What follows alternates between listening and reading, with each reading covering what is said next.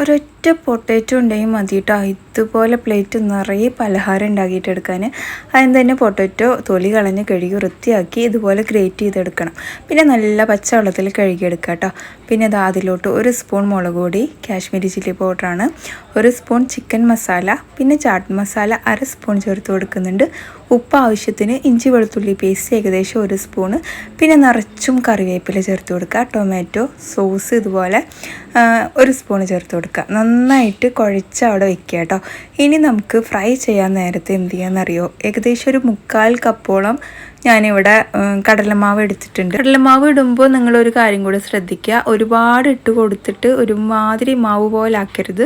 നമുക്ക് ആവശ്യമുള്ളത് മാത്രം, ഇതിൽ കുറച്ച് വെള്ളം വന്നിട്ടുണ്ടാവും, ആ വെള്ളത്തിന് ആവശ്യമുള്ളത് മാത്രം ചേർത്ത് കൊടുക്കുക കേട്ടോ.